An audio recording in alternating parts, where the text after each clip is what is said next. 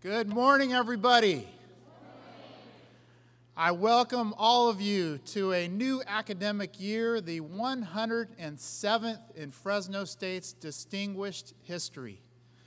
Thank you, Professor Holyoke, for that kind introduction and for your words of wisdom. And I want to thank you for stepping up to lead the Academic Senate this year.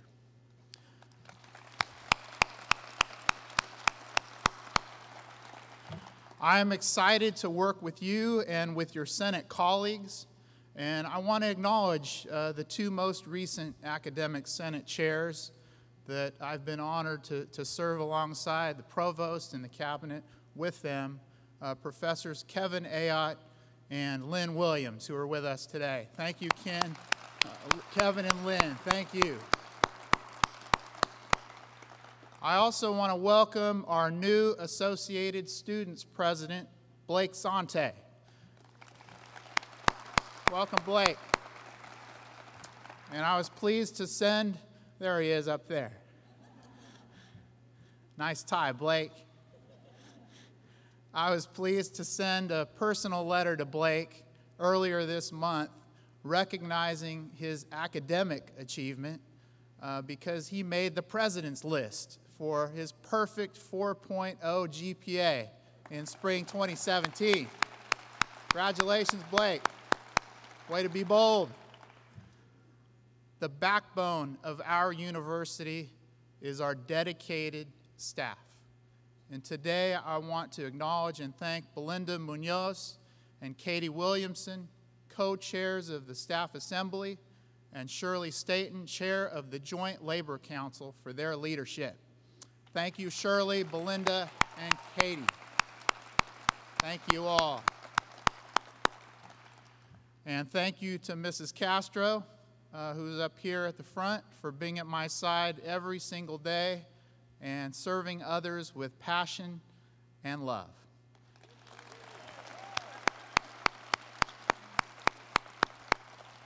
She gets paid in hugs by our students at graduation.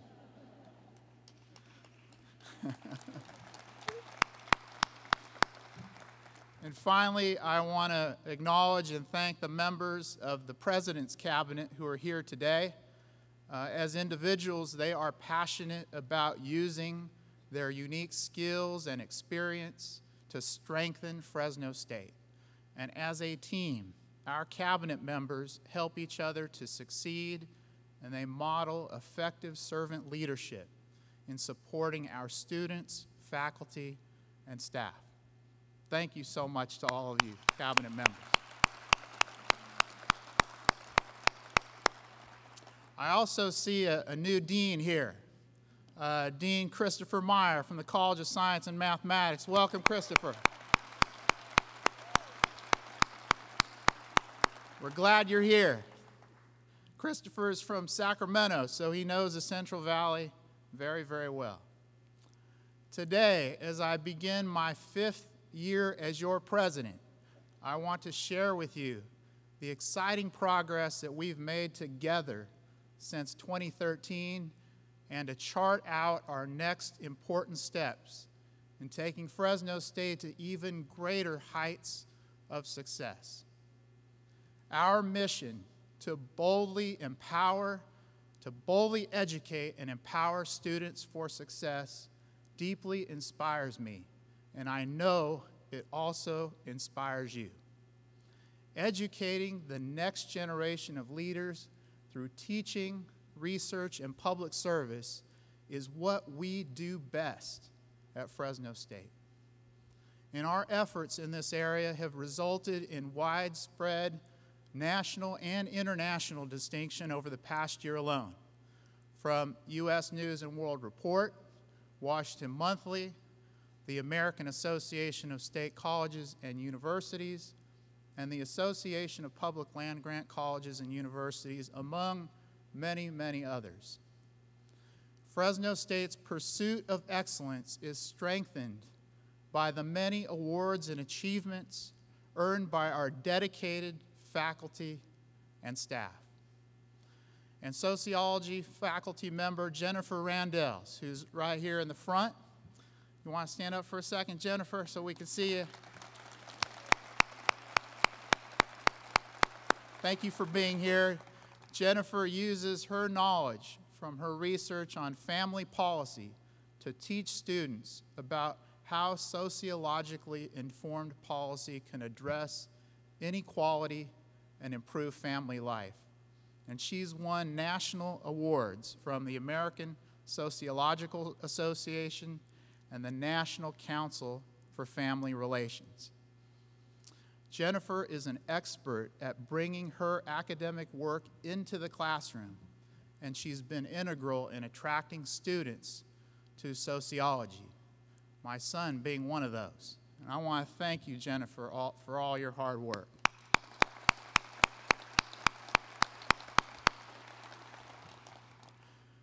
Ken Ternati has served Fresno State for 12 summers as the coordinator of the Dog Days, new student orientation program. Ken, where are you? There he is up there.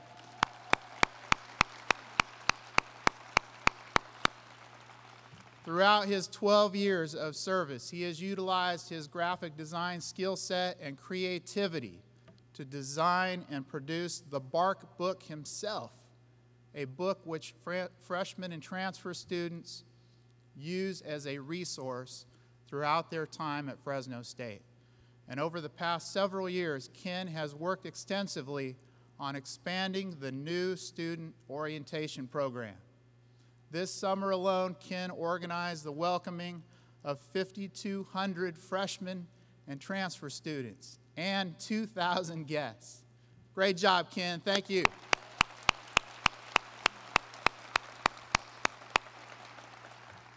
I also want to congratulate men's tennis head coach Luke Shields. Are you here, Luke?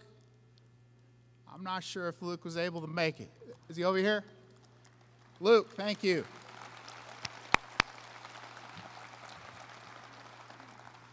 Luke was named the 2017 Mountain West Men's Tennis Coach of the Year, and he is recognized for his dedication to the academic success of our student athletes.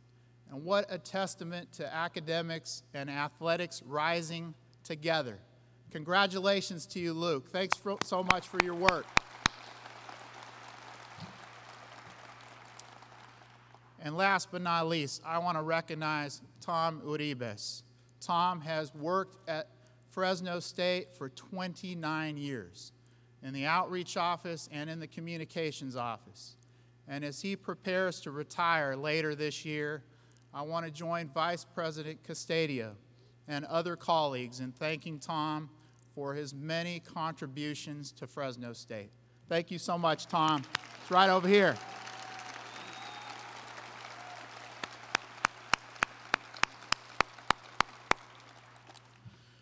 With these four prominent examples of distinguished work by faculty and staff, it is clear that the most essential ingredient in our continued success at Fresno State is the ability to recruit, support, and retain you, our talented and diverse faculty and staff. I'd like to ask you to join me in watching a new video which highlights some of the many positive aspects and benefits of working at Fresno State. It feels like home. You walk around campus and it's beautiful.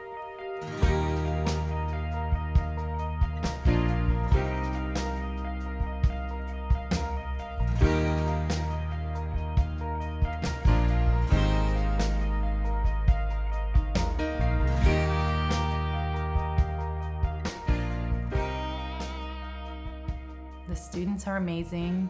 I love my job. I've always wanted to do what I do, which is why I took so many years getting to this point. But the support has been incredible. I received offers from 3 other universities. One was back east, one was in Iowa, and the other one was in Texas.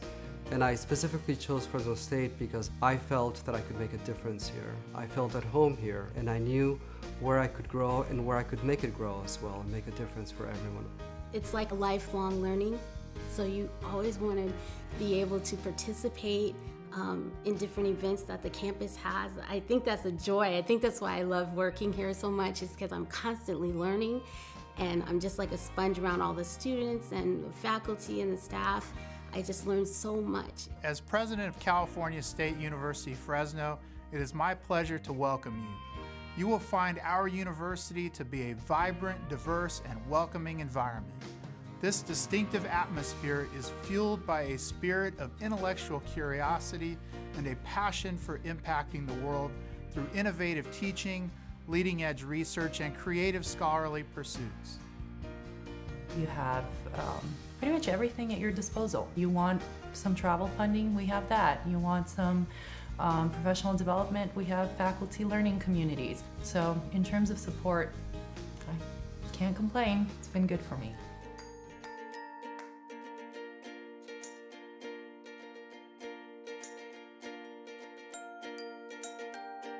What I love about living in Fresno is this area is so beautiful, and there's so many great things that are fun to do within just a few hours. So if I have a stressful week, it's easy to just wake up in the morning, drive a few hours to the beach or to the mountains, have some time to relax and recharge. And then at the same time, there's so much culture and diversity here too, that if I want to go to an art museum or go to an athletics event, there's so many places to choose from.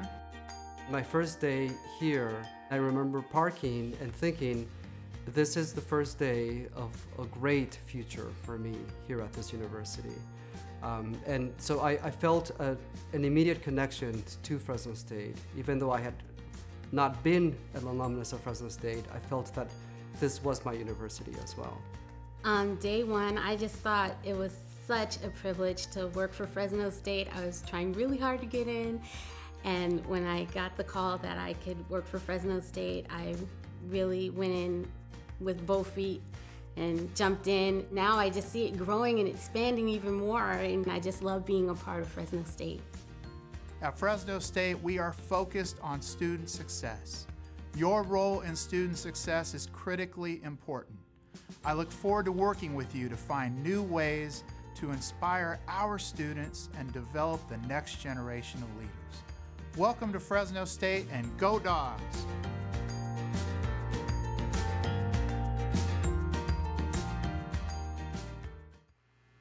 Like these members of our team, I hope that you also take pride in where you work. You can find this video on the Fresno State website. One of my personal and cabinet goals is to engage in open and honest communication with each and every one of you. The cabinet and I have modeled this through open forums, the feedback page on the President's Office website, utilizing various social media platforms, and informal and informal meetings. And we've streamlined our internal campus communications to provide you with information in the most efficient way possible. A campus news email is now distributed every Monday, and I encourage you to take a look at it if you haven't had a chance, because it includes information and updates all in one place. And I invite you to suggest other ways that we can enhance our communication across campus with each other in support of our student success mission. A recent survey of faculty and staff that we conducted with Modern Think asked you a number of questions about what it is like to work on campus. And the Workplace Quality Survey found that you are inspired by the mission and purpose of the university. That's a really good thing. At the same time, many of those who responded to the survey are concerned about compensation and professional development opportunities. And I want you to know that the cabinet and I have reviewed the survey findings in great depth, and we're planning to engage in open discussions with all of you this fall about how to learn from and strengthen our campus through this feedback. The compensation, including salary and benefits, of our faculty and staff was a very significant issue in 2013.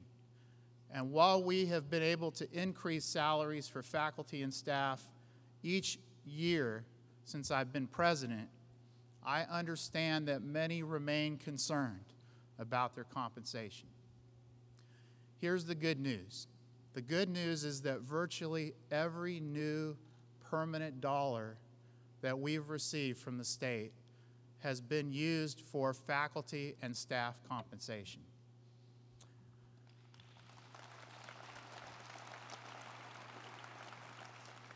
And in addition to salary, each of us receives a generous benefits package that includes essential health insurance for us and for our eligible dependents. Our benefits costs alone for staff and faculty at Fresno State were about $50 million in 2013-14. This year, the total cost of our benefits will be approximately $80 million. That is an increase of $30 million in a very short time.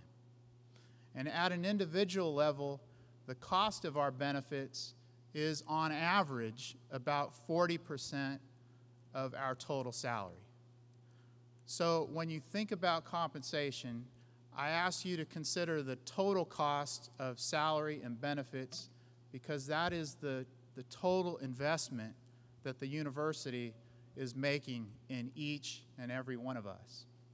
And in 2013-14, our total compensation was $162.8 million.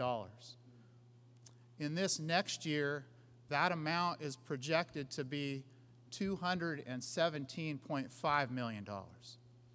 This investment is made with great pride, because we all know that an investment in each and every one of you is an investment in achieving our mission of student success.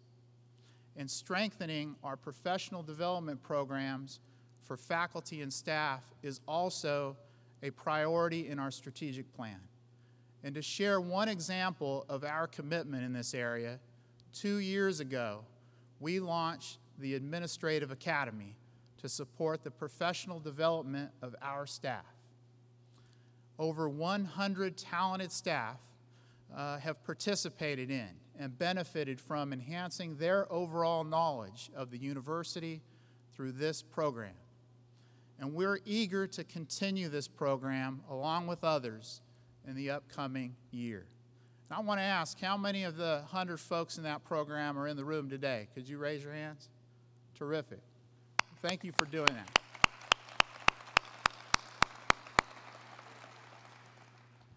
Today, Fresno State will take a bold step forward in our support for faculty and staff. And I am pleased to announce the establishment of a new leadership development program, the President's Leadership Academy. This program, which will accept applications from eligible faculty and staff in October and will begin in January, has been uniquely designed to prepare a new generation of leaders for our university. And I am optimistic that many future deans and directors and AVPs and VPs will be graduates from this program. I want to thank the extraordinary committee of staff and faculty who've been working together for several months, led by Rudy Sanchez and Kathleen Scott, for their valuable efforts in developing the program concept. Thank you so much.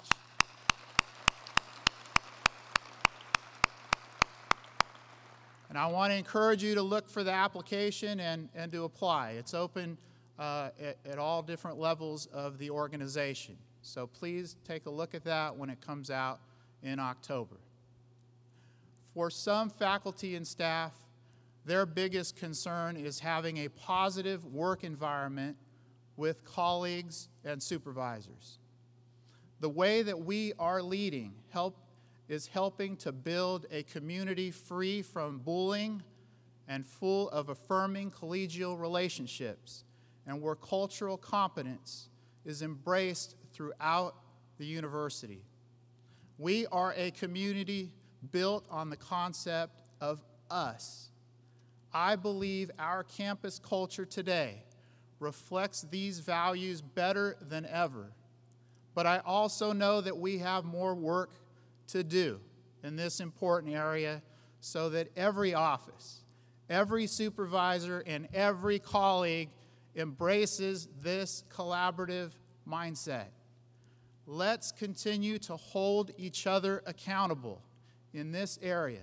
And supervisors, do not hesitate to intervene when this is not being modeled. I also encourage us to engage even more in collaboration across departments and across our campus. Another critical ingredient to our success as a university is to preserve and upgrade our physical and technological infrastructure. The challenges that we face are similar to many other CSU campuses and other public universities across the nation. Where we are different is that our campus site is now nearly 70 years old.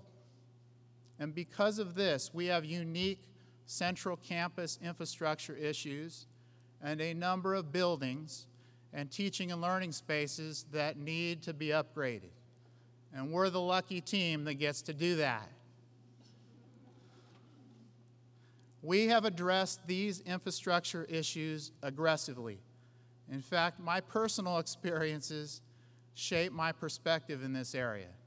As I grew up helping my grandfather preserve many small, very modest, older homes that he owned. And we took great care of each one while we kept a close eye on expenses, because every single dollar was and still is precious in our family. And the same notion holds true today at Fresno State. Since 2013, we have invested about $100 million in improving our physical and technological infrastructure. This includes $34 million to replace our electrical infrastructure, which was our highest priority when I joined you 4 years ago. It also includes $35 million for two important new buildings, the Jordan Agricultural Research Center and the Physical Therapy and Intercollegiate Athletics buildings, both beautiful new facilities.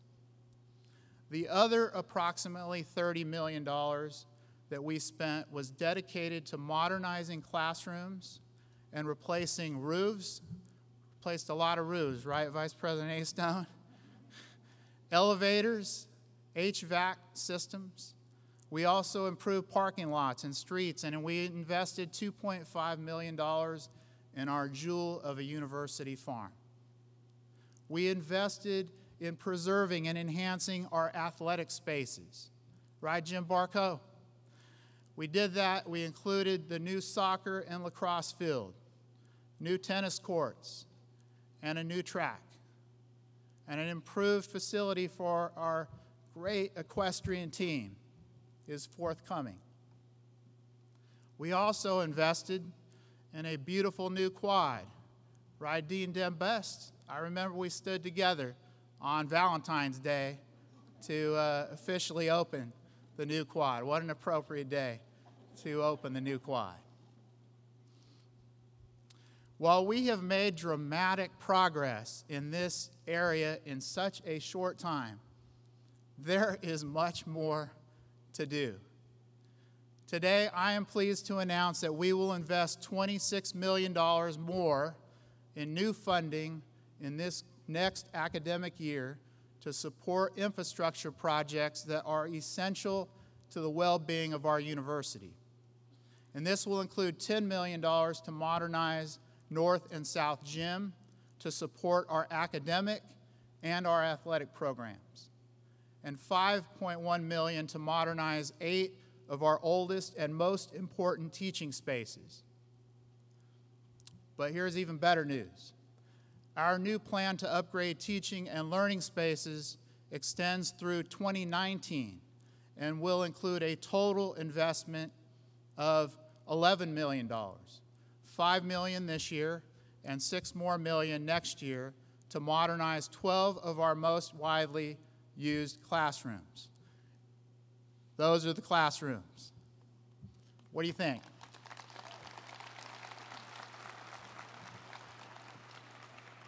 We made sure to select those classrooms that our deans and faculty and staff believed were the ones that needed the most help. Will that cover all of them? No, we've got more work to do after that, but this will be a big next step for us. And I want to thank Provost Selesny and the deans for joining in investing funds for these vital projects. Just to equate this to what it's like to be at home, what we're doing is we're using a portion of our savings account, and we're going to use that savings to improve our infrastructure. While we'll also invest about $7 million on essential utility infrastructure improvements, including funds that will be used for the first phase of our now highest non-academic infrastructure project, which is our central plant. For those of you who don't know what a central plant is, I'll make it really simple, because I didn't when I first got here, but now I understand. This plant is so important because it heats and cools our buildings. That's pretty important, right? So the total projected cost of replacing our central plant, remember we're the lucky ones, that is about $100 million. In the coming months, I will share more information with you about our plans that Vice President A. Stone and I and others are working on for a public-private partnership for this key project. We have about $30 million of the $100 million from the state, but there is still another chunk that we need to figure out how to get in order to complete this project, and we can't wait much longer. I want to thank Vice President A. Stone and CIO Leon and their entire teams for supporting our expansive work to improve our campus's physical and technological infrastructure. Thank you.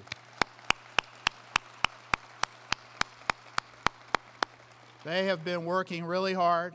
We see lots of tractors and cranes and all sorts of things around campus, and I also want to ask for your patience as we work through this, because we'll be doing work on these rooms and we're going to try to do as much as we can during breaks, but obviously there will be some impacts.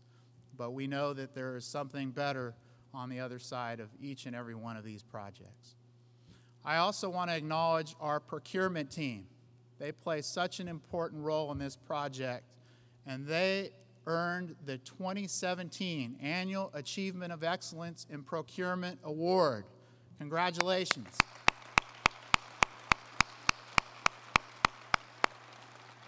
This team was one of only 45 agencies. Fresno State was one of only 45 agencies in California and one of only 25 higher education organizations in the U.S. and Canada to receive this award. So that is distinction. Thank you so much, team. Great job.